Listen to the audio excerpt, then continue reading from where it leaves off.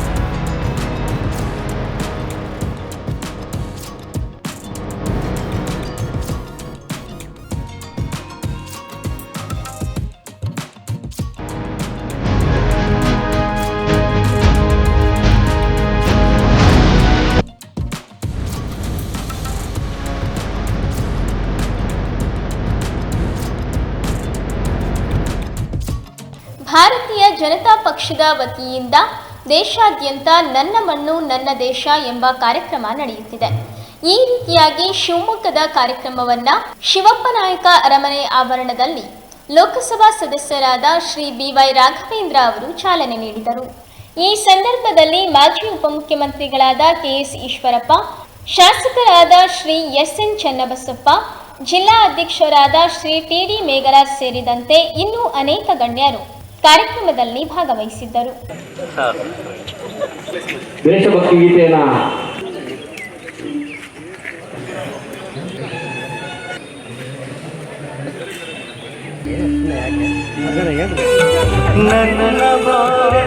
ಶಾಸಕರಾದಂಥ SN Channabasappa ಇದ್ದೇನೆ. ನಮ್ಮ ಹಿರಿಯರು ದತ್ತಾತ್ರೇಯರು ಇದ್ದಾರೆ, ಅವರು ಕೂಡ ಪವಿತ್ರವಾದಂಥ ಒಂದು ಜಾಗ, ಕೆಳದಿ ಶಿವಪ್ಪ ನಾಯಕನ ಅರಮನೆಯ ಒಂದು ಮುಂಭಾಗದಲ್ಲಿ ಈ ಒಂದು ಪವಿತ್ರವಾದಂಥ ಒಂದು ಕಾರ್ಯಕ್ರಮ ಮೇರಿ ಮಿಟ್ಟಿ ಮೇರಾ ದೇಶ್, ನನ್ನ ಮಣ್ಣು ನನ್ನ ದೇಶ, ಈ ಒಂದು ಕಾರ್ಯಕ್ರಮದ ಕರೆಯನ್ನು ಕೊಟ್ಟಂಥ ಈ ದೇಶದ ಹೆಮ್ಮೆಯ ಪ್ರಧಾನಮಂತ್ರಿಗಳಾದಂಥ ನರೇಂದ್ರ ಮೋದಿಜಿಯವರಿಗೆ ಹೃತ್ಪೂರ್ವಕವಾಗಿ ನಾನು ಅಭಿನಂದನೆಯನ್ನು ಮೊದಲಾಗಿ ಸಲ್ಲಿಸ್ತಾ ಇದ್ದೀನಿ. ಈ ದೇಶದ ನೆಲ, ಜಲ, ಭಾಷೆ ಒಂದು ಭಾವನಾತ್ಮಕವಾದಂಥ ಒಂದು ಸಂಬಂಧವನ್ನು ಹೊಂದಿದೆ. ಅತ್ಯಂತ ಈ ಮಣ್ಣಿನ ಒಂದು ಗುಣ, ಒಂದು ಶ್ರೀಮಂತಿಕೆಯ ಒಂದು ಗುಣ, ಅದು ನಮ್ಮ ಮಾತೃಶಕ್ತಿಯು ಕೂಡ ನಾವು ಹೋಲಿಸ್ಕೊಂತೀವಿ. ರೈತನಿಗೆ ವರದಾನ ಆಗುತ್ತೆ. ಈ ಒಂದು ತಾಯಿ ಸ್ವರೂಪವಾದಂಥ ಭೂಮಿಯನ್ನು ನಾವೆಲ್ಲರೂ ಕೂಡ ಪ್ರೀತಿ ಮಾಡಬೇಕು. ನರೇಂದ್ರ ಮೋದಿಯವರ ಯೋಚನೆ ಈ ರೀತಿ ವಿಶೇಷವಾದ ಯೋಚನೆಗಳು. ದೇಶದ ಹಳ್ಳಿಗಳಲ್ಲಿ ಬಿದ್ದಂಥ ತುಂಡು ಕಬ್ಬಣಗಳು, ರೈತ ಉಪಯೋಗಿಸ್ತಾ ಇರೋಂಥ ಗುದ್ಲಿ ಪಿಕಾಸಿಯ ತುಂಡುಗಳು, ಈಗ ಮಣ್ಣು ಅಂದ ತಕ್ಷಣ ಬಹಳ ಜನಕ್ಕೆ ಇದೊಂದು ಸೈಟು, ಇದೊಂದು 1 ಎಕರೆ 2 ಎಕರೆ ಭೂಮಿ, ಇದರಿಂದ ನಾನು ವೈಯಕ್ತಿಕವಾಗಿ ಆರ್ಥಿಕವಾಗಿ ಚಿಂತನೆ ಮಾಡೋಂಥ ಜನ.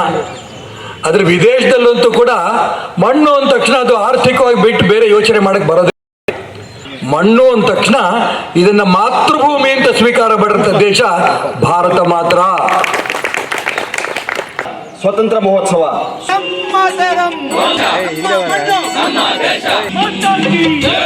ವಾಟಿಕೆ ನಿರ್ಮಾಣದ ಕಾರ್ಯಕ್ರಮಕ್ಕೆ ಅಭಿನಂದನೆಯನ್ನು ಸ್ವೀಕರಿಸಿದಂತಹ ಹೃತ್ಪೂರ್ವಕವಾದ ದೇಶತತ್ವಗಳು ಮತ್ತು ಜವಾಬ್ದಾರಿಗಳನ್ನು ಶಿವಮೊಗ್ಗ ನಗರದಲ್ಲಿ ರೋಟರಿ ಶಿವಮೊಗ್ಗ ಪೂರ್ವ ವತಿಯಿಂದ ಯೋಧರಿಗೆ ಸನ್ಮಾನ ಕಾರ್ಯಕ್ರಮವನ್ನು ನಡೆಸಲಾಯಿತು. ಈ ಕಾರ್ಯಕ್ರಮದಲ್ಲಿ ನಿವೃತ್ತ ಯೋಧರಾದ ಕರ್ನಲ್ ಗೋಪಾಲ್ ಕೌಶಿಕ್ ಅವರನ್ನು ಸನ್ಮಾನಿಸಲಾಯಿತು. ನಮ್ಮ ದೇಶವನ್ನು ಕಾಪಾಡಿ ನಮಗೆಲ್ಲ ಶಾಂತಿ ನೆಮ್ಮದಿಯನ್ನು ಕೊಟ್ಟಂತಹ ಕರ್ನಲ್ ಗೋಪಾಲ್ ಟಿ ಕೌಶಿಕ್ ಅವರು ನಮ್ಮ ಕಚೇರಿಗೆ ಆಗಮಿಸಿದ್ದಾರೆ. ನಮಗೆಲ್ಲ ತುಂಬ ಸಂತೋಷ. ಸೇನೆಯಲ್ಲಿ ಸೇವೆ ಮಾಡಿದನ್ನು ನಾವು ಪ್ರೀತಿಯಿಂದ ಮತ್ತು ಗೌರವದಿಂದ ದೇವರ ಸಮಾನ ಅವರನ್ನು ನಾವು ಕಾಣ್ತೀವಿ. ಅವರೆಲ್ಲ ಸೇವೆ ಮಾಡೋದಕ್ಕೋಸ್ಕರ ನಾವು ಇವತ್ತು ಸುರಕ್ಷಿತವಾಗಿ ಇದ್ದೀವಿ. ಅದು ನಮಗೆ ಭಾಳ ಒಂದು ಹೆಮ್ಮೆಯ ವಿಷಯ. ಅದರಲ್ಲಿ ನಮ್ಮ TV ಕಚೇರಿ ಇವತ್ತು ಪಾವನವಾಗಿದೆ. ಒಬ್ಬ ವೀರ ಯೋಧನನ್ನು ಅದೊಂದು ಪೋಖ್ರಾನ್ ಅಂತ ಅಣುಬಾಂಬ್ನಲ್ಲಿ ಸದಾ ಹಗಲೆಲ್ಲ ಕೆಲಸ ಮಾಡಿ ನಮ್ಮ ವಾಜಪೇಯಿ ಅವ್ರ ಜೊತೆಗೆ ಅಬ್ದುಲ್ ಕಲಾಂ ಅವ್ರ ಜೊತೆಗೆ ಕೆಲಸ ಮಾಡಿದಂತಹ ಗೋಪಾಲ್ ಕೌಶಿಕ್ ಅವರಿಗೆ ಮತ್ತೊಮ್ಮೆ ಹೃತ್ಪೂರ್ವಕವಾದ ಧನ್ಯವಾದಗಳನ್ನು ಅಭಿನಂದನೆಗಳನ್ನು ತಿಳಿಸ್ತೇವೆ. ಹಾಗೆ ಇವತ್ತು ನಮ್ಮ ಅಂತಾರಾಷ್ಟ್ರೀಯ ಒಂದು ರೋಟರಿ ಶಿವಮೊಗ್ಗ ಪೂರ್ವ ಸಂಸ್ಥೆಯ ವತಿಯಿಂದ ಸಹ ಇವರಿಗೆ ಒಂದು ಸಣ್ಣ ಗೌರವ ಸಮರ್ಪಣೆಯನ್ನು ಮಾಡ್ತಾ ಇದ್ದಾರೆ. ದಯಮಾಡಿ ಸ್ವೀಕರಿಸಬೇಕು ಅಂತ ನಾವು ಕಳಕಳಿಯ ಮನವಿ ಮಾಡ್ತೀವಿ.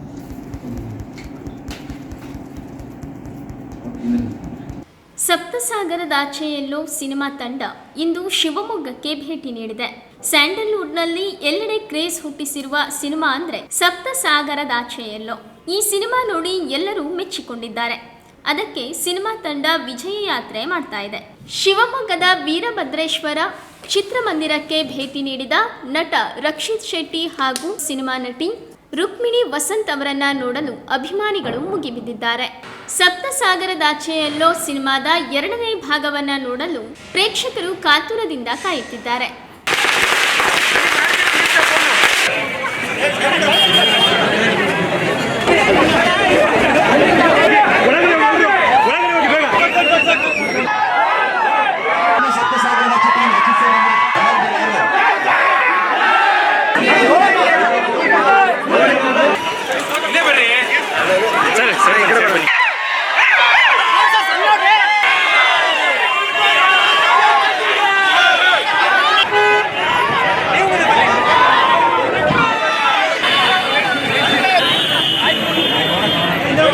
ಮೂವಿ ತುಂಬ ಚೆನ್ನಾಗಿದೆ. ಮೂವಿ ತುಂಬ ಇಷ್ಟ ಆಯಿತು. ನಾನು ರಕ್ಷಿತ್ ಸರ್ದು ತುಂಬ ದೊಡ್ಡ ಫ್ಯಾನು.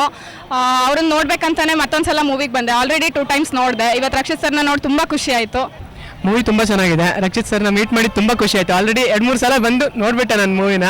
ಅಂದರೆ ತುಂಬ ಚೆನ್ನಾಗಿದೆ. ಪಾರ್ಟ್ ಬಿಗೋಸ್ಕರ ತುಂಬ ವೆಯ್ಟ್ ಮಾಡ್ತಾ ಇದ್ದೀನಿ.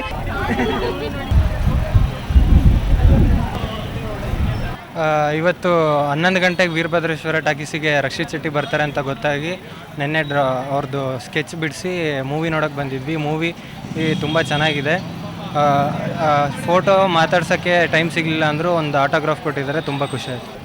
ನನ್ನ ಹೆಸರು ಪ್ರಿಯಾ ಅಂತ. ನಾವು ಇಲ್ಲೇ ಕಾಲೇಜಲ್ಲಿ ಓದ್ತಿದ್ವಿ. ಇವತ್ತು ರಕ್ಷಿತ್ ಶೆಟ್ಟಿ ಬರ್ತಾರೆ ಅಂತ ತುಂಬ ಖುಷಿಯಿಂದ ಎಕ್ಸೈಟಿಂದ ಎಕ್ಸಾಮ್ ಮುಗಿಸ್ಕೊಂಡು ಬಂದ್ವಿ. ಖುಷಿ ಆಯಿತು ನೋಡಿ. ಫಿಲಮು ತುಂಬ ಚೆನ್ನಾಗಿದೆ. ಎಲ್ಲರೂ ನೋಡಿ ಪ್ರೋತ್ಸಾಹಿಸಿ ಎಲ್ರಿಗೂ. ರಕ್ಷಿತ್ ಶೆಟ್ಟಿ ಅಂದರೆ ತುಂಬ ಇಷ್ಟ ನಮಗೆ. Thank you. ಬಿಜೆಪಿ ಭದ್ರಾವತಿ ಮಂಡಳದ ರೈತ ಮೋರ್ಚಾ ವತಿಯಿಂದ ರಾಜ್ಯ ಕಾಂಗ್ರೆಸ್ ಸರ್ಕಾರದ ದುರಾಡಳಿತವನ್ನ ಖಂಡಿಸಿ ಭದ್ರಾವತಿ ತಹಶೀಲ್ದಾರ್ ಕಚೇರಿ ಮುಂಭಾಗದಲ್ಲಿ ಪ್ರತಿಭಟನೆ ನಡೆಸಲಾಯಿತು. ಈ ಸಂದರ್ಭದಲ್ಲಿ ಪ್ರತಿಭಟನಾಗಾರರು ರೈತಪರ ಯೋಜನೆಗಳನ್ನು ರದ್ದುಗೊಳಿಸಿರುವ ಕುರಿತು ತಮ್ಮ ಆಕ್ರೋಶವನ್ನು ಹೊರಹಾಕಿದರು. ಯೋಜನೆಗಳನ್ನ ನೀವು ಇವತ್ತು ಕಿತ್ತಾಕುವಂತ ಕೆಲಸ ಮಾಡಿದ್ರಿ. ಇವತ್ತು ವಿದ್ಯುತ್ ಉಚಿತ ಅಂತ ಹೇಳೋಂಥದ್ರ ಜೊತೆಗೆ ಇವತ್ತು ಲೋಡ್ ಶೆಡ್ಡಿಂಗ್ ಮಾಡಿ ರೈತರ ಪಂಪ್ ಸೆಟ್ಗಳಿಗೆ PMC ಮೇಲೆ ಇವತ್ತು ವಿದ್ಯುತ್ ಫ್ರೀ ಕೊಡ್ತಾ ಇದ್ದೀರಾ ಸ್ವಾಮಿ. ಈಗಾಗಲೇ ರೈತರಿಗೆ ಉಚಿತವಾದಂತ ವಿದ್ಯುತ್ ಕೊಡ್ತಾ ಇದ್ರು, ಇವತ್ತು ನೀವು ಮೀಟರ್ ಅಳವಡಿಸಕ್ ಕೊಟ್ಟಿದ್ದೀರಾ. ರೈತರ ಕಿಸಾನ್ ಸಮ್ಮಾನ್ ನಿಧಿಯನ್ನ ಕಿತ್ಕೊಂಡು ಇವತ್ತು ಜನಗಳಿಗೆ ದ್ರೋಹ ಮಾಡಕ್ ಕೊಟ್ಟಿದ್ದೀರಾ. ಇವತ್ತಿನ ದಿನ ಕುಡಿಯೋಕೆ ನೀರಿಲ್ಲದಿದ್ರು ಕೂಡ ಕಾವೇರಿನಲ್ಲಿ ಕದ್ದು ಮುಚ್ಚಿ ತಮಿಳ್ನಾಡಿಗೆ ಹರಿಸ್ತೀರಾ. ಮೇಕೆದಾಟಿನ ನಾಟಕ ಆಡ್ಕೊಂಡು ಕಾವೇರಿಯನ್ನ ತಮಿಳ್ನಾಡಿಗೆ ಬಿಡ್ತಾ ನಿಮ್ಮ ರಾಜಕೀಯ ತೆವಲನ್ನ ತೀರಿಸ್ಕೊಳ್ಳೋದಕ್ಕೋಸ್ಕರ ಇವತ್ತು ಇಡೀ ಕರ್ನಾಟಕಕ್ಕೆ ನೀವು ಮೋಸ ಮಾಡ್ತಾ, ನಿಮ್ಮಂತ ಭ್ರಷ್ಟರು ಮುಖ್ಯಮಂತ್ರಿಗಳಾಗಿರೋವರೆಗೂ, ನಿಮ್ಮಂತ ನೀಚರು DCM ಆಗಿರೋವರೆಗೂ ಕರ್ನಾಟಕಕ್ಕೆ ಮಳೆನೂ ಬರಲ್ಲ, ಯಾವ ಭಾಗ್ಯಗಳ ಪ್ರಯೋಜನ ಕೂಡ ಬರಲ್ಲ. ಈ ಭಾಗ್ಯಗಳನ್ನ ನೀವು ಚುನಾವಣೆಗೋಸ್ಕರ MP ಚುನಾವಣೆಗೋಸ್ಕರ ಮಾಡ್ತಾ ಇರುವಂತದ್ದು ಇಡೀ ರಾಜ್ಯಕ್ಕೆ ಗೊತ್ತಿದೆ. ಹಾಗಾಗಿ ದಯಮಾಡಿ ಇವತ್ತಿನ ದಿನ ಏನು ಕರ್ನಾಟಕ ಸರ್ಕಾರ, ಹಿಂದಿನ BJP ಸರ್ಕಾರ ಯಾವ ಭಾಗ್ಯಗಳನ್ನ ಕೊಟ್ಟಿತ್ತು, ರೈತರಿಗೆ ಕಿಸಾನ್ ಸಮ್ಮಾನ್ ಯೋಜನೆ ಅಡಿನಲ್ಲಿ ಏನು ಇವತ್ತು 4,000 ರೂಪಾಯಿ ಕೊಡ್ತಾ ಇತ್ತು, ಇದನ್ನ ಮುಂದುವರಿಸಬೇಕು.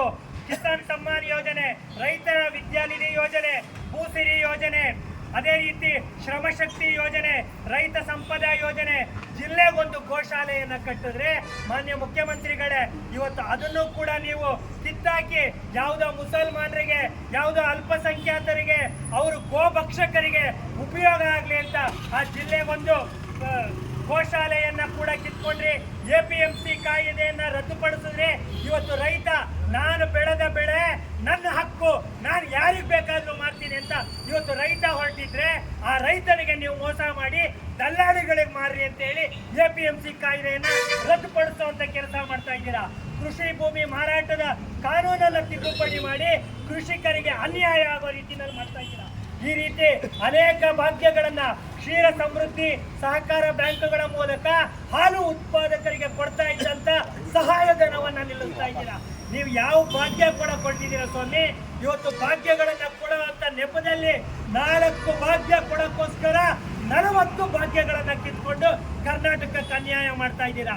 ನಿಮ್ಮ ಭಾಗ್ಯಕ್ಕೋಸ್ಕರ ಇವತ್ತು ಗೃಹಲಕ್ಷ್ಮಿ ಕೊಡಬೇಕು, ಬೇರೆ ಇನ್ಯಾವುದೋ ಶಕ್ತಿಗೆ ಯೋಜನೆಗೋಸ್ಕರನೋ ಇನ್ಯಾವುದೋ ಬಸ್ನಲ್ಲಿ ಓಡಾಡೋರಿಗೆ ಕೊಡಬೇಕು ಅಂತ 12,000 ಕೋಟಿ ರೂಪಾಯಿಯನ್ನ 12,000 ಕೋಟಿ ರೂಪಾಯಿ ನಮ್ಮ SC ಬಂಧುಗಳಿಗೆ ಅಂತ ತೆಗೆದಿಟ್ಟಂತ 7.7 ಸಾವಿರ ಕೋಟಿ STP-ನಲ್ಲಿ TSP ಅನುದಾನದಲ್ಲಿ 4.4 ಕೋಟಿ, ಒಟ್ಟು 12,000 ಕೋಟಿ ಇವತ್ತು ಏನು ತೀರ್ಥಹಳ್ಳಿಯಲ್ಲಿ ಬಿಜೆಪಿ ಮಹಿಳಾ ಮೋರ್ಚಾದ ವತಿಯಿಂದ ವರಮಹಾಲಕ್ಷ್ಮಿ ಹಬ್ಬದ ಹಿನ್ನೆಲೆಯಲ್ಲಿ ಕಾರ್ಯಕ್ರಮವನ್ನು ಹಮ್ಮಿಕೊಳ್ಳಲಾಗಿತ್ತು.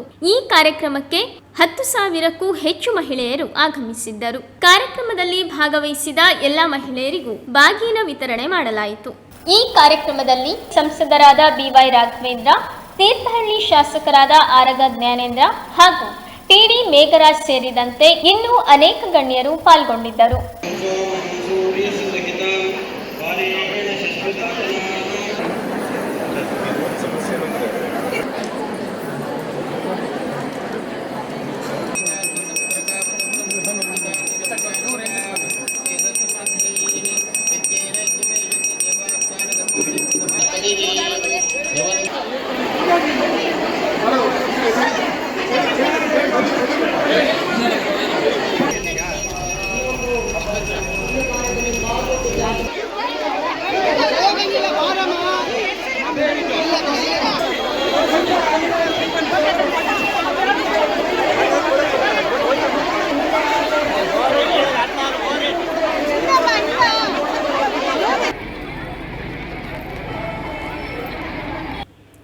ಹೊಳೆಹೊನ್ನೂರಿನಲ್ಲಿ ಉತ್ತರಾದಿ ಮಠದ ಪೀಠಾಧಿಪತಿಗಳಾದ ಶ್ರೀ ಸತ್ಯಾತ್ಮ ತೀರ್ಥ ಮಹಾಸ್ವಾಮಿಗಳು ಚಾತುರ್ಮಾಸ್ಯ ಮಹೋತ್ಸವ ನಡೆಸುತ್ತಿದ್ದಾರೆ. ದಿನನಿತ್ಯ ವಿದ್ವಾಂಸರಿಂದ ಪ್ರವಚನ, ಕಲಾವಿದರಿಂದ ದೇವರ ನಾಮಗಳ ಗಾಯನ, ಶ್ರೀ ಸತ್ಯಾತ್ಮ ತೀರ್ಥರಿಂದ ಭಾಗವತ ದಶಮಸ್ಕಂದ ವ್ಯಾಖ್ಯಾನ ಮತ್ತು ಅನುಗ್ರಹ ಸಂದೇಶ ನಡೆಯುತ್ತಿದೆ. ಈ ರಾಷ್ಟ್ರಗಳನ್ನು ಯಾಕಪ್ಪ ಹುಡುಕೋದು? ಹೇಗಿದ್ದರೂ ವಿರಾಟನಗರದಲ್ಲಿ ಇದ್ದರೆ ನಿಮಗೆ ಯಾವ ಚಿಂತೆ ಇಲ್ಲ ಅಂತ ಯಮಧರ್ಮನೇ ಹೇಳಿದ್ದಾನಲ್ಲ, ವಿರಾಟನಗರದಲ್ಲಿಯೇ ವಾಸ ಮಾಡೋಣ ಅಂತ ತನ್ನ ನಿರ್ಣಯವನ್ನು ಹೇಳಿದ್ದಾನೆ. ಮತ್ಸ್ಯೋ ವಿರಾಟೋ ಬಲವಾನ್ ಅಭಿರಕ್ತೋಥ ಪಾಂಡವಾನ್ ಧರ್ಮಶೀಲೋ ವದಾನ್ಯಶ್ಚ ವೃದ್ಧಶ್ಚ ಸುಮಹಾಯಶಃ. ಯಾಕೆ ವಿರಾಟಪಟ್ಟಣವನ್ನು ಆರಿಸಿಕೊಂಡ್ರು ಅಂದರೆ ವಿರಾಟರಾಜನಿಗೆ ಮೊದಲಿನಿಂದಲೂ ಪಾಂಡವರ ಮೇಲೆ ಬಹಳ ಪ್ರೀತಿ. ಅದಕ್ಕೋಸ್ಕರ ಆ ವಿರಾಟನಗರವನ್ನು ನಾವು ಆರಿಸಿಕೊಳ್ಳೋದು ಬಹಳ ಯೋಗ್ಯ. ಎಷ್ಟು ಸೂಕ್ಷ್ಮ ದೃಷ್ಟಿಯಿಂದ ಸತ್ಯಧರ್ಮರು ವ್ಯಾಖ್ಯಾನ ಮಾಡ್ತಾರೆ ಅಂದರೆ, ಯಾರು ಯಾರಿಗೆ ಹೇಳುತ್ತಾ ಇರುವ ಮಾತು, ಯುಧಿಷ್ಠಿರ, ಅರ್ಜುನ ಹಾಗೂ ಉಳಿದ ಪಾಂಡವರು, ಭೀಮಸೇನ, ನಕುಲ, ಸಹದೇವ ಎಲ್ಲರೂ ಕುಳಿತಿದ್ದಾರೆ. ಅವರು ಮಾತಾಡ್ತಾ ಇದ್ದಾರೆ. ವಿರಾಟನ ಪರಿಚಯ ಮಾಡಿಸಿಕೊಡ್ತಾ ಇದ್ದಾನೆ ಯುಧಿಷ್ಠಿರ. ಏನಂತ ಪರಿಚಯ ಮಾಡಿಸಿಕೊಳ್ಬೇಕು? ನಮ್ಮ ಮೇಲೆ ವಿರಾಟರಾಜನಿಗೆ ಬಹಳ ಪ್ರೀತಿ ಅನ್ನಬೇಕಲ್ವಾ. ನಮ್ಮ ಮೇಲೆ ಅಂತನದೆ ಪಾಂಡವರ ಮೇಲೆ ಅಂತಂದರೆ ಇವರೇ ತಾನೇ ಪಾಂಡವರು, ಬೇರೆ ಯಾರು? ಮತ್ಸ್ಯೋ ವಿರಾಟೋ ಬಲವಾನ್ ಅಭಿರಕ್ತೋಥ ಪಾಂಡವಾನ್. ಪಾಂಡವರ ಮೇಲೆ ಬಹಳ ಅವನಿಗೆ ಅಭಿರಾಗ ಇದೆ, ಅನುರಾಗ ಇದೆ, ಪ್ರೀತಿ ಇದೆ. ಅದಕ್ಕಾಗಿ ವಿರಾಟ ದೇಶವನ್ನು ನಾವು ಹೋಗೋಣ ಅಂತ ಹೇಳ್ತಾನಲ್ವೋ. ಯಾಕೆ ಹೀಗೆ ಅಂತ ಅದಕ್ಕೆ ಸತ್ಯಧರ್ಮರಂತಾರೆ, ಎಲ್ಲಿ ಹೊರಟಿದ್ದಾರವರು? ಅಜ್ಞಾತವಾಸಕ್ಕೆ ಹೊರಟಿದ್ದಾರೆ. ತಮ್ಮ ಪರಿಚಯವನ್ನು ತಾವು ಯಾರ ಮುಂದೆ ಮಾಡಿಸಿಕೊಳ್ಳಬಾರದು ಅನ್ನುವ ಗುಂಗಿನಲ್ಲಿದ್ದಾರೆ. ಹೀಗಾಗಿ ಅವನು ತಾನೇ ಪಾಂಡವರು ಅಂತ ತೋರಿಸಿಕೊಳ್ಳದೆ ಪಾಂಡವರ ಮೇಲೆ ಬಹಳ ಪ್ರೀತಿ ಅಂತ ಅವರು ಯಾರೋ ಪಾಂಡವರು ಅನ್ನೋ ಹಾಗೆ ವ್ಯವಹಾರ ಮಾಡ್ತಾ ಇದ್ದಾನೆ. ಮತ್ಸ್ಯೋ ವಿರಾಟೋ ಬಲವಾನ್ ಅಭಿರಕ್ತೋಥ ಪಾಂಡವಾನ್ ಧರ್ಮಶೀಲೋ ವದಾನ್ಯಶ್ಚ ವೃದ್ಧಶ್ಚ ಸುಮಹಾಯಶಃ. ವೃದ್ಧ ಅಂತ ಯಾಕೆ ವಿಶೇಷಣ ಕೊಟ್ಟ ಅಂದರೆ, ಅವನು ವೃದ್ಧ. ನಾವು ಅಲ್ಲಿ ಹೋಗಿ ಅವನ ರಾಜ್ಯದೊಳಗೆ ಅವನ ಸೇವೆ ಮಾಡುವಂತೆ ಇದ್ದರೆ ನಮಸ್ಕಾರ ಮಾಡಬೇಕಾಗತ್ತೆ, ಅವನ ಸೇವೆ ಮಾಡಬೇಕಾಗ್ತದೆ. ಅಂಥವನ ಸೇವೆ ಮಾಡೋದು ಹೇಗೆ? ಯಾರದೋ ಸೇವೆ ಮಾಡಬಾರ್ದಲ್ವ? ಏನು ತಪ್ಪಿಲ್ಲ, ವೃದ್ಧ. ಆದ್ದರಿಂದ ಅವನ ಸೇವೆ ಮಾಡಿದರೆ ಏನು ತಪ್ಪಾಗಲಿಕ್ಕಿಲ್ಲ ಅಂತನ್ನುವ ಅನುಸಂಧಾನವೂ ಮನಸ್ಸಿನಲ್ಲಿತ್ತು ಅನ್ನೋದಕ್ಕೆ ವೃದ್ಧ ಅಂತ. ಶ್ರೀಮದಾನಂದ ತೀರ್ಥ ಭಗವತ್ಪಾದಾಚಾರ್ಯರು ವಿರಾಟ ಪರ್ವದ ವ್ಯಾಖ್ಯಾನವನ್ನು ಮಹಾಭಾರತ ತಾತ್ಪರ್ಯ ನಿರ್ಣಯದಲ್ಲಿ ಮಾಡುವಾಗ ಭೀಮಸೇನ ದೇವರ ಪ್ರಸಂಗದಲ್ಲಿ ಹೇಳುತ್ತಾರೆ, ಎಲ್ಲವೂ ನಿನ್ನ ಅನುಗ್ರಹದಿಂದ ಅಂತ ವಿರಾಟರಾಜನಿಗೆ ಭೀಮಸೇನ ದೇವರು ಆ ಮಲ್ಲನನ್ನು ಸೋಲಿಸಿದಾಗ ಎಲ್ಲ ನಿನ್ನ ಅನುಗ್ರಹದಿಂದ ಅಂತ ಭೀಮಸೇನ ದೇವರಿಗೆಲ್ಲ ದೇವರ ಅನುಗ್ರಹ, ವಿರಾಟರಾಜನ ಅನುಗ್ರಹ ಯಾಕೆ ಬೇಕು ಅಂತ. ಅದಕ್ಕೆ ಶ್ರೀಮದಾಚಾರ್ಯರಲ್ಲಿ ನಿರ್ಣಯ ಕೊಡ್ತಾರೆ, ತ್ವಯಿ ಸ್ಥಿತಸ್ತ್ವಮಿತ್ಯಸೌ ಸದಾಭಿಧೀಯತೆ ಹರಿಹಿ. ಎದುರಿಗಿದ್ದ ವ್ಯಕ್ತಿಯಲ್ಲಿರುವ ನೀನು ಅಂತ ಎದುರಿಗಿದ್ದವನಿಗೆ ಹೇಳ್ತೇವೆ. ಆದರೆ ಎದುರಿಗಿದ್ದ ವ್ಯಕ್ತಿ ಬದುಕಿದ್ದಾನೆ ಅಂತಾದರೆ, ದೇಹ ಅಲ್ಲ ಅವನ ಜೀವಸ್ವರೂಪ ಇದೆ ಅಂತಾದರೇ ಒಳಗೆ ಅಂತರ್ಯಾಮಿಯಾದ ಪರಮಾತ್ಮ ಇದ್ದರೆ ತಾನೇ ಎದುರಿಗೆ ಒಬ್ಬ ವ್ಯಕ್ತಿ ಇರಬೇಕು. ತ್ವಂ ಅಂತ ಕರೆಯಬೇಕಾದದ್ದು ಯಾರನ್ನು? ಎದುರಿಗಿದ್ದವನನ್ನು. ಎದುರಿಗೆ ಇದ್ದ ವ್ಯಕ್ತಿ ಇರೋ ಹಾಗೆ ಮಾಡಿದ ದೇವರೇನಿದ್ದಾನೆ ಅವನು ನಿಜವಾಗಿ ನೀನು. ನೀನಲ್ಲ, ನೀನು ಇಲ್ಲಿರುವಂತೆ ಮಾಡಿದ ವ್ಯಕ್ತಿ ಯಾರಿದ್ದಾನೋ ಅವನು ನಿಜವಾಗಿ ನೀನು. ಹೀಗಾಗಿ ತ್ವಂ ಅಂದರೆ ದೇವರು. ವಿರಾಟರಾಜನಲ್ಲಿ ಅಂತರ್ಯಾಮಿಯಾಗಿರುವಂತಹ ಪರಮಾತ್ಮ, ಆ ಪರಮಾತ್ಮನ ಅನುಗ್ರಹದಿಂದಲೇ ಇವರು ಎಲ್ಲ ಕಾರ್ಯವನ್ನು ಮಾಡಿದರು ಅಂತ ಶ್ರೀಮದಾಚಾರ್ಯರು ವ್ಯಾಖ್ಯಾನವನ್ನು ಮಾಡಿದ್ದಾರೆ. ಆ ಹಿನ್ನೆಲೆಯಲ್ಲಿ ನಾವು ಈ ವೃದ್ಧ ಶಬ್ದಕ್ಕೆ ಅರ್ಥ ಮಾಡಿಕೊಳ್ಳೋದಾದರೆ, ವೃದ್ಧ ಅಂದರೆ ಯಾರು? ಬ್ರಹ್ಮ ಅಂತ ಅರ್ಥ.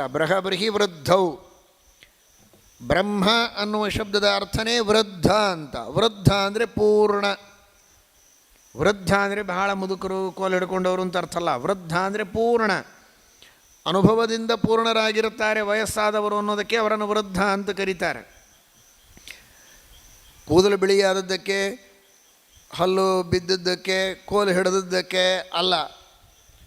ಹಾಗಾದರೆ ವೃದ್ಧ ಅಂತ ಯಾಕೆ ಕರಿಬೇಕು? ಹ್ರಸಿತ ಅಂತ ಕರಿಬೇಕು. ಹಲ್ಲು ಬಿತ್ತು, ಕೂದಲು ಹಾರಿ ಹೋಯಿತು, ಎಲ್ಲ ಹ್ರಾಸ ಆಯಿತು, ವೃದ್ಧಿ ಏನಾಯಿತು? ವೃದ್ಧ ಅಂದರೆ ಅನುಭವದ ವೃದ್ಧಿ ಇದೆ. ಅನೇಕ ದಿನಗಳ, ಅನೇಕ ಸಂಗತಿಗಳ, ಅನೇಕ ಶಾಸ್ತ್ರಗಳ, ಅನೇಕ ಇತಿಹಾಸಗಳ, ಅನೇಕ ಚರಿತ್ರೆಗಳ ಅನುಭವ ಅವರಿಗಿದೆ ಅನ್ನೋದಕ್ಕೆ ಅವರನ್ನು ವೃದ್ಧರು ಅಂತ ಕರೀಬೇಕು. ಈ ಅರ್ಥದಲ್ಲಿ ನೋಡಿದರೆ ನಿಜವಾಗಿ ವೃದ್ಧ ಯಾರು ಅಂದರೆ ಅನಂತ ಗುಣಗಳಿಂದ ಪರಿಪೂರ್ಣನಾದಂತಹ ಸರ್ವಜ್ಞ ಶಿಖಾಮಣಿಯಾದ ಸರ್ವೋತ್ತಮನಾದ ಭಗವಂತನೇ ವೃದ್ಧ. ಅಂತಹ ವೃದ್ಧನಾದ ಪರಮಾತ್ಮನ ಸನ್ನಿಧಾನ ವಿರಾಟರಾಜನಲ್ಲಿ ಇದೆ. ವೃದ್ಧ ಅಸ್ತಿ ಅಸ್ಮಿನ್ನಿತಿ ವೃದ್ಧ. ಶಿವಮೊಗ್ಗದ ಜಿಲ್ಲಾಡಳಿತ ಭವನದಲ್ಲಿ ಜಿಲ್ಲಾಧಿಕಾರಿಗಳಾದ ಡಾಕ್ಟರ್ ಆರ್ ಸೆಲ್ವಮಣಿ ಅವರ ನೇತೃತ್ವದಲ್ಲಿ ಜಿಲ್ಲಾ ಶಾಂತಿ ಸಮಿತಿ ಸಭೆ ನಡೆಯಿತು. ಪ್ರಸಕ್ತ ಮಾಹೆಯಲ್ಲಿ ಹಿಂದೂ ಮತ್ತು ಮುಸ್ಲಿಂ ಬಾಂಧವರು ಆಚರಿಸುವ ಗಣೇಶೋತ್ಸವ ಹಾಗೂ ಈದ್ ಮಿಲಾದ್ ಹಬ್ಬಗಳು ಶಾಂತಿ ಸೌಹಾರ್ದತೆಯಿಂದ ನಡೆದು ರಾಜ್ಯಕ್ಕೆ ಮಾದರಿಯಾಗುವ ಸಂದೇಶ ಸಾರುವಲ್ಲಿ ಎಲ್ಲ ಧರ್ಮದ ಮುಖಂಡರು ವಿಶೇಷ ಗಮನ ಹರಿಸುವಂತೆ ಶಿವಮೊಗ್ಗ ಜಿಲ್ಲಾಧಿಕಾರಿಗಳಾದ ಡಾಕ್ಟರ್ ಆರ್ ಸೆಲ್ವಮಣಿ ಅವರು ಮನವಿ ಮಾಡಿದರು. ಅವರ ಹಬ್ಬಗಳು ಸಹ ಅಷ್ಟೇ ಅತ್ಯಂತ ವಿಶೇಷವಾದ ಹಬ್ಬ ಹೆಚ್ಚಿನ ರೀತಿಯಲ್ಲಿ ಇಲ್ಲೇ ಇರ್ತಾರೆ. ಶಿವಮೊಗ್ಗ ಜಿಲ್ಲೆ ಶಾಂತಿಗೋಸ್ಕರ ಅನೇಕ ಸಂಘಟನೆಗಳು ಯೋಚನೆ ಮಾಡಿದಂತ ಜಿಲ್ಲೆ. ಶಾಂತಿಯನ್ನು ಕದಡಬೇಕು ಅಂತೇಳಿ ಯಾರು ಯೋಚನೆ ಮಾಡಿಲ್ಲ, ಆದರೆ ಶಾಂತಿ ಕದಡಿಲ್ಲ ಅಂತ ನಾವು ಹೇಳಕ್ ಹೋಗೋದು. ಶಾಂತಿನ ಬೇಕು ಅನ್ನೋ ಕಾರಣಕ್ಕೋಸ್ಕರ ಅನೇಕ ಸಂಗತಿಗಳನ್ನ ಅನೇಕ ನಿರ್ಣಯಗಳು ಮಾಡುವಂತ ಜಿಲ್ಲೆ ಶಿವಮೊಗ್ಗ ಜಿಲ್ಲೆ. ಅನೇಕರು ಅನೇಕ ಸಂದರ್ಭದಲ್ಲಿ ಹೇಳ್ತಾ ಇದ್ದಾರೆ ಗಣಪತಿ ಕಾರಣಕ್ಕೆ ಜಗಳ ಆಗತ್ತೆ, ಗಲಾಟೆ ಆಗತ್ತೆ, ದೊಂಬೆ ಆಗತ್ತೆ, ಹಿಂದೂ ಮುಸ್ಲಿಂ ಗಲಾಟೆ ಆಗತ್ತೆ. ಈ ತರದಲ್ಲ ಇತಿಹಾಸದಲ್ಲಿ ನೋಡಿದ್ರೆ ಗೊತ್ತಾಯ್ತು ಗಣಪತಿಗೂ ಹಿಂದೂ ಮುಸ್ಲಿಂ ಗಲಾಟೆಗೂ ಏನು ಸಂಬಂಧ ಇಲ್ಲ ಅನ್ನೋ ಪರಿಸ್ಥಿತಿ ಆನಂತರದ ದಿನಗಳಲ್ಲಿ ಗೊತ್ತಾಗಿರುವಂತ ಸತ್ಯ ಸಂಗತಿ ಅದರಲ್ಲಿ. ಸೊ ಹಾಗಾಗಿ ಈಗ ಅಲ್ಲಿಂದ ಹೊರಗಡೆ ಬಂದಿದೆ ಗಣಪತಿ ಕಾರಣ ಅಲ್ಲ ಅಂತ ಹೇಳಿ. ಯಾಕಂದ್ರೆ ಗಣಪತಿ ರಮೇಶ್ ಹೆಗಡೆ ಹೇಳಿದಾಗೆ ಲೋಕಮಾನ್ಯ ತಿಲಕರು ಯೋಚನೆ ಮಾಡುವಂತ ಪರಿಣಾಮ ಈ ದೇಶದೊಳಗಡೆ ಈ ಹಬ್ಬವನ್ನ ಸಾರ್ವಜನಿಕವಾಗಿ ಮಾಡಲಿಕ್ಕೆ ಬಂದಂತ ಸಂಗತಿ. ಸಮಾಜದ ಹಿನ್ನೆಲೆಯಲ್ಲಿ, ದೇಶದ ಹಿನ್ನೆಲೆಯಲ್ಲಿ, ಸ್ವಾತಂತ್ರ್ಯದ ಹಿನ್ನೆಲೆಯಲ್ಲಿ ಯೋಚನೆ ಮಾಡಿದಂತ ಸಂಗತಿಗಳೆಲ್ಲರೂ ಎಲ್ಲರೂ ಒಟ್ಟಾಗಿ ಯಾರು ಭಾರತೀಯರು ಅಂತ ಕರೆಸ್ಕೊಂಡಿದ್ರು ಅವರೆಲ್ಲರೂ ಕೂಡ ಇವತ್ತು ಉತ್ಸವಗಳಲ್ಲಿ ಪಾಲ್ಗೊಂಡಿರುವಂತದ್ದು ಇತಿಹಾಸದ ಪುಟಗಳನ್ನು ನೋಡ್ತೇವೆ. ಹಾಗಾಗಿ ಈಗಲೂ ಅದನ್ನು ಮುಂದುವರಿಸಿಕೊಳ್ಳುವಂತ ಒಂದು ವ್ಯವಸ್ಥಿತವಾದಂತ ಒಂದು ವ್ಯವಸ್ಥೆ ನಮ್ಮ ದೇಶದಲ್ಲಿ ಬಂದಿದೆ. ಹಾಗಾಗಿ ಹಬ್ಬ ಚೆನ್ನಾಗಾಗಬೇಕು, ಹಬ್ಬ ಚೆನ್ನಾಗಿ ಮಾಡೋಣ. ಯಾರ್ಯಾರು ಯಾವ್ಯಾವಾಗ ಹೇಗೆ ನಡ್ಕೊಳ್ತಾ ಇದ್ದಾರೆ ಅದಕ್ಕೆ ರಕ್ಷಣಾ ವ್ಯವಸ್ಥೆ ಇದ್ದೇ ಇದೆ. ಅದನ್ನ ಬಿಗಿ ಬಂದೋಬಸ್ತ್ ಮಾಡುವಂತ ಕೆಲಸವನ್ನು ಮಾಡೇ ಮಾಡ್ತಾರೆ. ಒಟ್ಟಿಗೆ ಬಂದು ಅಂತ ಇಟ್ಕೊಳ್ಳಿ, ಒಟ್ಟಿಗೆ ಮಾಡೋದಷ್ಟೇ, ನನಗೇನಿದೆ ಮಾಡಬಾರ್ದು ಅಂತಿಲ್ಲ, ಚೆನ್ನಾಗಿ ಮಾಡಬೇಕು. ಎಲ್ಲಿ ಅದರದ ವ್ಯವಸ್ಥೆಗಳಾಗತ್ತೆ ತರಿಸುತ್ತೆ ನಮಗೆ, ಅದಕ್ಕೆ ಸರಿಯಾದಂತ ರೀತಿಯೊಳಗಡೆ ಭದ್ರತೆ ಬಂದೋಬಸ್ತ್ ಮಾಡ್ಕೊಂಡು ಯೋಚನೆ ಮಾಡ್ಕೊಂಡು ಮುಂದಕ್ಕೆ ಹೋಗಿ ನಮ್ಮ ಪೊಲೀಸ್ ವ್ಯವಸ್ಥೆ ಸರ್ಕಾರ ಬಹಳ ಯಶಸ್ವಿಯಾಗಿ ಅದನ್ನು ಮುನ್ನಡೆಸುತ್ತಂತ ವಿಶ್ವಾಸ ನಮಗಿದೆ. ಯಾವತ್ತೂ ಕೂಡ ಅದರಿಂದ ಇದ್ದಿಲ್ಲ. ಶಾಂತಿಗೋಸ್ಕರ ಯೋಚನೆ ಮಾಡಿ 7 ವರ್ಷಗಳ ಕಾಲ ಗಣಪತಿ ಹಬ್ಬವನ್ನು ನಿಲ್ಲಿಸಿದಂತ ಇತಿಹಾಸ ಏನಾದಿದ್ರೆ ಅದು ಶಿವಮೊಗ್ಗದಲ್ಲಿ ಶಾಂತಿಗೋಸ್ಕರ ಯಾರು ಮರೆಯಬಾರದು ಅಂತ ಮಾತನ್ನು ಈ ಸಂಬಂಧ ಹೇಳ್ತಾರೆ. ಎಲ್ಲ ಗಣಪತಿ ಇನ್ಸ್ಟಾಲೇಷನ್ ಮತ್ತು ಈದ್ ಮಿಲಾದ್ ಪ್ರೊಸೆಷನ್ ನಮ್ಮ ಜಿಲ್ಲೆಯಲ್ಲಿ ಸುಮಾರು 3000ಕ್ಕಿಂತ ಹೆಚ್ಚು ಗಣಪತಿ ವಿಗ್ರಹಗಳ ಪ್ರತಿಷ್ಠಾಪನೆ ಆಗಿದೆ. ಆಲ್ಮೋಸ್ಟ್ ಎಲ್ಲ ಮೇಜರ್ ಟೌನ್ಗಳು ಈದ್ ಮಿಲಾದ್ ಪ್ರೊಸೆಷನ್ ಆಗಿದೆ. ಶಿವಮೊಗ್ಗ ಸಿಟಿನಲ್ಲೇ ಶಾಸಕರು ಹೇಳ್ತಾ ಇದ್ರು 450 ಅಂತ, ಒಂದು 550ಕ್ಕಿಂತ ಹೆಚ್ಚು ಗಣಪತಿ ಪ್ರತಿಷ್ಠಾಪನೆ ಆಗುತ್ತೆ. ಈ ಅಲಂಕಾರ ಅಥವಾ ಬ್ಯಾನರ್ಸ್, ಫ್ಲೆಕ್ಸಸ್ ಕಾಮನ್ ಏರಿಯಾಸ್ ನಲ್ಲಿ ಈ ಸಲ ಸ್ವಲ್ಪ ರಿಸ್ಟ್ರಿಕ್ಷನ್ಸ್ ಇರುತ್ತೆ. ಅದಕ್ಕೆ ಎಲ್ಲರೂ ಕೂಡ ಮೆಂಟಲಿ ಕೂಡ ಪ್ರಿಪೇರ್ ಆಗಬೇಕಾಗುತ್ತೆ. ಏನಕ್ಕಂತಂದ್ರೆ ಕಾರಣಾಂತರಗಳಿಂದ ಇದು ಈ ವರ್ಷ ಮಾತ್ರ ಅಲ್ಲ, ಲಾಸ್ಟ್ ಟೈಮ್ ಶಾಸಕರು ಹೇಳ್ತಾ ಇದ್ರು ಮುಂದಿನ 3 ವರ್ಷಗಳು ಕೂಡ ಇದೇ ತರ ಬರುತ್ತೆ. ಸಿಸಿ ಕ್ಯಾಮ್ರಾಸ್ ಸ್ವಲ್ಪ ಬಹಳಷ್ಟು ಜನ ಹೇಳಿದ್ರಿ, that is A very good suggestion. CC cameras ಯಾವ ಅಂಗಡಿ ಮುಂಗಟ್ಟುಗಳಲ್ಲಿ ಕಮ್ಮಿ ಇದೆ ಅಥವಾ ಎಲ್ಲಿ ಮೈನ್ ಪ್ರೊಸೆಷನ್ಸ್ ಹೋಗುತ್ತೆ ಅಲ್ಲಿ ಎಲ್ಲೆಲ್ಲಿ ಕ್ಯಾಮ್ರಾಸ್ ಕವರ್ ಆಗಿಲ್ಲ ಅದನ್ನ ನೋಡ್ಕೊಂಡು ಈಗಾಗಲೇ ಆ ಡ್ರೈವ್ ಮಾಡ್ತಾ ಇದ್ದೀವಿ. ಈಗ ರೀಸೆಂಟ್ಲಿ ಮೊನ್ನೆ ಒಂದು ದೊಡ್ಡ ಸಿಟಿಯಲ್ಲಿ ಬ್ಯಾನರ್ ಬಿದ್ದು ಒಬ್ಬ ಸ್ಕೂಟಿಯಲ್ಲಿ ಹೋಗ್ತಾ ಇದ್ದ ಒಬ್ಬ ಸ್ಟೂಡೆಂಟ್ ಕೂಡ ಬೀಳ್ಕೊಂಡಿದ್ದಾನೆ. ಈ ತರ ಘಟನೆಗಳು ಕೂಡ ಆಗಿದೆ. ಸೊ ಆದ್ರಿಂದ ಈಗಾಗಲೇ ನಾವು ಕಾರ್ಪೊರೇಷನ್ ಕಮಿಷನರ್ಗೂ ಕೂಡ ಹೇಳಿದೀವಿ, ಈ banner also bring it under the ಏನು ನಮ್ಮ ಪರ್ಮಿಷನ್ ಒಳಗಡೆ ತಗೊಂಡು ಬನ್ನಿ. ಎರಡನೇದು ನಾವು ಶಾಸಕರಿಗೂ ಕೂಡ ಹೇಳಿದೀವಿ, ನೀವು ಮನೆ ಒಳಗಡೆ ಅಥವಾ ನಿಮ್ಮ ಪ್ರಾಂಗಣ ಒಳಗಡೆ ನೀವು ಏನ್ ಬೇಕಾದ್ರೆ ಅಲಂಕಾರ ಮಾಡ್ಕೊಳ್ಳಿ, ಬಟ್ ಆದ್ರೆ ಸಾರ್ವಜನಿಕ ಸ್ಥಳಗಳಲ್ಲಿ ಏನ್ ನೀವು ಅಲಂಕಾರ ಮಾಡ್ತೀರಾ, ಬ್ಯಾನರ್ ಇಡ್ತೀರಾ, ಬಂಟಿಂಗ್ಸ್ ಇಡ್ತೀರಾ, ಅದೆಲ್ಲನೂ ಕೂಡ ಸ್ಥಳೀಯ ಆಡಳಿತದಿಂದ ನೀವು ಪರ್ಮಿಷನ್ ತಗೊಂಡಿರ್ಬೇಕು ಅಥವಾ ನಮ್ಮ ಸಿಂಗಲ್ ವಿಂಡೋ ಇಂದ ಪರ್ಮಿಷನ್ ತಗೊಂಡಿರ್ಬೇಕು. ಇಲ್ಲ ಅಂತ ಮತ್ತೆ ಅವರು ಅವಾಗ ಬಂದು ಪೊಲೀಸ್ ಅವರು ತೆಗಿತಾರೆ, ಅವಾಗ ಬಂದು ಅವ್ರ ಜೊತೆ ಜಗಳ ಮಾಡೋದು, ಇಲ್ಲ ಸ್ಥಳೀಯ ಆಡಳಿತದಿಂದ ಬಂದು ಆ ಬಂಟಿಗೆ ನೀವು ಪರ್ಮಿಷನ್ ತಗೊಂಡಲ್ಲಂದ್ರೆ ಕಾನೂನು ಮೀರಿ ಮಾಡಿದ್ರೆ ಖಂಡಿತ ಕೂಡ ತೆಗಿತಾರೆ, ಅವ್ರ ಮೇಲೆ ಕ್ರಮ ಕೂಡ ತಗೊಳ್ತಾರೆ. ಆವಾಗ ದಯವಿಟ್ಟು ಬರಬೇಡ. ಡಿಜೆ ಸುಪ್ರೀಂ ಕೋರ್ಟ್ ಆದೇಶ ಇದೆ, ಆಯ್ತಾ, ನಾವು ಪರ್ಮಿಷನ್ ಕೊಡಕ್ ಬರಲ್ಲ ಅಂತ ನಾವು ಸ್ಪಷ್ಟವಾಗಿ ಹೇಳಿದೀವಿ. ಬಟ್ ಆದ್ರೂ ಕೂಡ ಕೆಲವೊಂದು ಕಡೆ ಕೆಲವೊಬ್ಬರು ಇಲ್ಲಲ್ಲ ನಾವು ಅಲ್ಲಿ ಪರ್ಮಿಷನ್ ತಗೊಂಡೀವಿ ಇಲ್ಲಿ ಪರ್ಮಿಷನ್ ತಗೊಂಡೀವಿ ಅಂತ ಹೇಳ್ಬಿಟ್ಟು ತಪ್ಪು ಮಾಹಿತಿಯನ್ನು ಹರಡಿಸ್ತಾ ಇದ್ದಾರೆ. ದಯವಿಟ್ಟು ಆ ಥರ ಇಲ್ಲ. It is very very clear. ಸೊರಬದಲ್ಲಿ ಬಿಜೆಪಿ ಪಕ್ಷದ ವತಿಯಿಂದ ತಾಲೂಕು ಕಚೇರಿ ಮುಂಭಾಗದಲ್ಲಿ ರಾಜ್ಯ ಕಾಂಗ್ರೆಸ್ ಸರ್ಕಾರದ ವೈಫಲ್ಯಗಳನ್ನು ಖಂಡಿಸಿ ಪ್ರತಿಭಟನೆ ನಡೆಸಲಾಯಿತು. ಬಿಜೆಪಿ ಸರ್ಕಾರ ಜಾರಿಗೆ ತಂದಿದ್ದ ಜನಪ್ರಿಯ ಯೋಜನೆಗಳನ್ನು ಕೈಬಿಟ್ಟಿರುವ ರಾಜ್ಯ ಕಾಂಗ್ರೆಸ್ ಸರ್ಕಾರ ಜನವಿರೋಧಿ ನೀತಿಗಳನ್ನು ಅನುಸರಿಸುತ್ತಾ ಆಡಳಿತದಲ್ಲಿ ವೈಫಲ್ಯ ಅನುಭವಿಸುತ್ತಿದೆ ಎಂದು ಬಿಜೆಪಿ ತಾಲೂಕು ಅಧ್ಯಕ್ಷರಾದ ಪ್ರಕಾಶ್ ತಲಕಾಲಕೊಪ್ಪ ಅವರು ಆರೋಪಿಸಿದರು.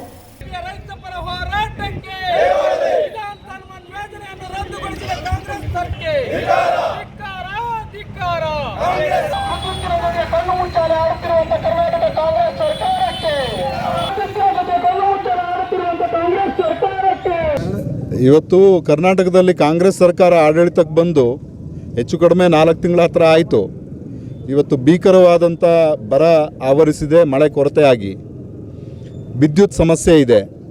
ಇದು ಯಾವುದನ್ನೂ ಕೂಡ ಜವಾಬ್ದಾರಿಯಿಂದ ನಿರ್ವಹಿಸಬೇಕಾಗಿರ್ತಕ್ಕಂಥ ಕಾಂಗ್ರೆಸ್ ಸರ್ಕಾರ ಸಂಪೂರ್ಣವಾಗಿ ಎಲ್ಲ ರಂಗದಲ್ಲೂ ವಿಫಲ ಆಗಿ ಇವತ್ತು ರೈತರು ಕಣ್ಣೀರಲ್ಲಿ ಕೈ ತೊಳಿತಕ್ಕಂಥ ಪರಿಸ್ಥಿತಿ ಇದೆ. ಒಂದು ಕಡೆ ಮಳೆ ಕೊರತೆ, ಇನ್ನೊಂದು ಕಡೆ ವಿದ್ಯುತ್ ಸಮಸ್ಯೆ, ಸಮರ್ಪಕವಾಗಿ ವಿದ್ಯುತ್ತನ್ನು ಕೊಡ್ತಾ ಇಲ್ಲ. ರೈತರು ಹಗಲಂತೂ ನಿದ್ದೆ ಮಾಡಲಿಕ್ಕಾಗಲ್ಲ, ಆದರೆ ರಾತ್ರಿ ಕೂಡ ನಿದ್ದೆ ಮಾಡದೇ ಇರತಕ್ಕಂಥ ಪರಿಸ್ಥಿತಿಯನ್ನು ಇವತ್ತು ಕಾಂಗ್ರೆಸ್ ಸರ್ಕಾರ ತಂದಿದೆ ಕರ್ನಾಟಕದಲ್ಲಿ ರೈತರು.